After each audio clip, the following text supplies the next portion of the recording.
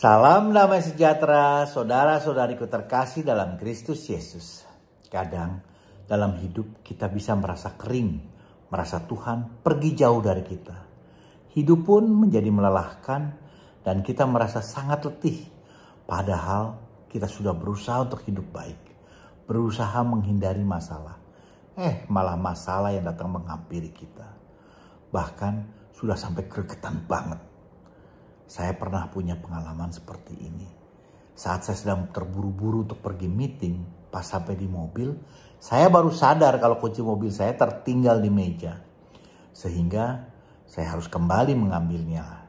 Namun setelah dalam perjalanan saya kembali sadar kalau bahan meeting yang harus saya bawa justru tertinggal di meja saat saya mencari kunci tadi. Pas saya mau telepon ke kantor untuk minta tolong seseorang membawakan bahan meeting tadi, ternyata handphone saya lowbat. Mau di-charge, baru ingat kemarin charger baru saya pindahin ke mobil yang lain. Bisa kebayangkan keselnya sampai ubun-ubun. Di sini kita melihat apa?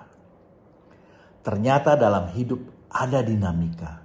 Selalu ada kejadian yang berbeda dari yang kita inginkan. Selalu ada masalah. Dalam hidup, masalah adalah konsumsi kita sehari-hari. Dan akan ada selalu di sekitar kita. Dan kita harus mampu senantiasa menghadapinya. Perjalanan hidup dapat dikatakan sebagai suatu rangkaian dari masalah. Dari masalah yang besar maupun masalah yang kecil. Sehingga kita perlu kekuatan untuk mampu melaluinya. Tentunya akan menjadi sangat sulit sekali kalau kita hanya mengandalkan kekuatan dan kemampuan diri kita sendiri. Dan akan ada saat di mana masalah datang terus-menerus silih berganti dan kita akan lelah menghadapinya. Bahkan bisa merasa sudah tidak mampu lagi menjalaninya. Tidak ada harapan lagi. Maka sebagai manusia, kemungkinan kita akan menyerah. Pernah suatu saat saya mendengar seorang teman curhat kepada saya. Kenapa Tuhan sepertinya berpaling daripadanya. Hidupnya selalu penuh dengan masalah. Dari masalah yang satu disambung dengan masalah yang lain. Masalah dengan pekerjaannya, masalah dengan keuangan, masalah dengan pasangan, dengan keluarga. Bahkan permasalahan dalam relasinya dengan Tuhan. Sepertinya dia merasa Tuhan sudah tidak menyukai dia lagi. Tuhan sudah berpaling dari dia. Dan dia merasa sudah sangat lelah sekali. Dan berpikir untuk menyerah. 1 Tawarin 16 ayat 11 mengatakan, carilah Tuhan dan kekuatannya. Carilah wajahnya selalu. Tuhan sangat rindu untuk memiliki relasi yang dekat dengan kita anak-anaknya. Tapi justru kita seringkali menganggap remeh persekutuan dengan Tuhan. Dan lebih memilih melakukan kesibukan dan kesenangan diri sendiri. Saat masalah datang, kita malah menyalahkan Tuhan. Bahkan berpikir kalau Tuhan sudah berpaling dari kita. Tuhan sudah pergi meninggalkan kita. Tuhan sudah tidak sayang lagi pada kita. Untuk itu kita perlu melakukan koreksi. Jangan-jangan sebenarnya kita yang sudah sangat jauh dari Tuhan. Sadarilah. Kalau ini sebenarnya adalah suatu momen yang tepat buat kita untuk kembali kepada Tuhan. Hidup benar dan menjalani relasi yang lebih erat lagi dengan Tuhan. Ajak Tuhan dalam setiap langkah kita. Sertakan Tuhan dalam pengambilan keputusan yang akan kita lakukan. Saat kita merasa hidup kita sudah begitu berat, seolah-olah sudah tidak ada jalan keluar lagi, tidak ada harapan lagi, kita tidak perlu marah dan ngambek.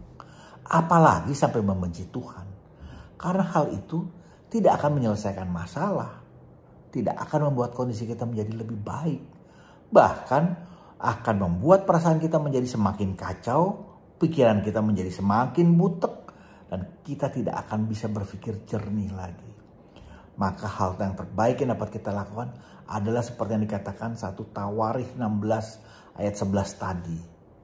Yang mengatakan mencari Tuhan dan kekuatannya dan juga mencari wajah Tuhan. Jangan pernah mencari pertolongan dari yang lain. Pertolongan yang benar hanya dari Tuhan. Mencari Tuhan adalah suatu tindakan yang perlu didasari pada rasa cinta kita kepada Tuhan. Serta hati kita yang rindu untuk membangun relasi yang intim dengan Tuhan. Agar selalu mengandalkan Tuhan, berserah kepada Tuhan, dan tidak lagi mengandalkan kekuatan diri sendiri. Karena ya kita memang tidak akan mampu berbuat apa-apa tanpa campur tangan Tuhan. Kadang kita perlu angkat tangan agar Tuhan turun tangan membantu kita. Amos 5 ayat 6a mengatakan, carilah Tuhan maka kamu akan hidup. Bukankah kita perlu selalu hidup dalam persekutuan dengan Tuhan? Sehingga kita serius mau mencari Tuhan, maka Tuhan pun akan memberikan dirinya untuk ditemukan. Sehingga kita pun akan mendapatkan jaminan kehidupan.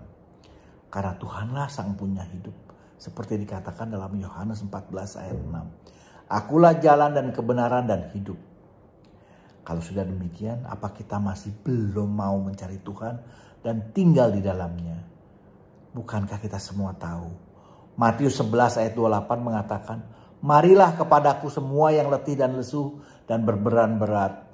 Aku akan memberi kelegaan kepadamu. Saat segala sesuatu sepertinya sudah tidak ada harapan dan terasa sangat berat, kita tahu kita harus kemana untuk memperoleh kelegaan. Bukan dengan mengakhiri hidup, karena dengan melakukan itu tanpa sadar kita bertindak seolah-olah kita adalah Tuhan. Karena ingat, hidup adalah milik Tuhan, bukan milik kita. Bagaimana cara termudah mencari Tuhan? Kita dapat membaca dan merenungkan firman-Nya.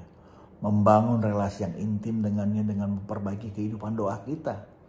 Niscaya saat kita merasa perjuangan kita sudah tidak membuahkan hasil, kita sadar bahwa Tuhan akan selalu hadir dan akan berjuang bersama kita. Saat kaki kita sudah mogok berjalan, ada Tuhan yang menggendong kita. Tentu kita semua pernah dengar suatu cerita dari saat seorang beriman yang meninggal dan di sana dia bertemu dengan Santo Petrus. Dia pun menyampaikan bebannya kepada Santo Petrus, di mana saat terberatnya dia merasa dia pernah ditinggalkan Tuhan. Akhirnya Santo Petrus pun memperlihatkan rekaman hidupnya seperti video yang dia bisa tonton. Dia melihat jejak kakinya bersama Tuhan sejak lahir hingga akhir hidupnya. Di mana pada saat tersulit dari hidupnya ada dua pasang kaki, namun perlahan-lahan sepasang kaki itu mulai memudar dan jejak yang lain menjadi semakin dalam. Dan orang itu bertanya, kenapa pada saat tersulitku, pada saat terberatku hanya ada sepasang kaki? Apa itu artinya Tuhan sudah pergi meninggalkan aku?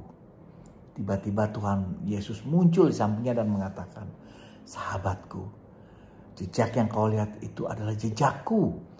Karena saat kamu sudah tidak mampu berjalan lagi, akulah yang menggendongmu. Saat kamu sudah tidak mampu lagi berjalan, aku ada selalu bersamamu dan membantumu. Sekarang, apa kita masih berani nekat? Tidak mau memperbaiki relasi kita dengan Tuhan? Apa kita tidak ingin relasi dengan Tuhan kita buat menjadi lebih intim? Bila ada masukan, mohon berikan komentar Anda. Jangan lupa di like dan subscribe. Juga di-share agar kita dapat saling memberkati. Amin. Tuhan Yesus memberkati kita semua.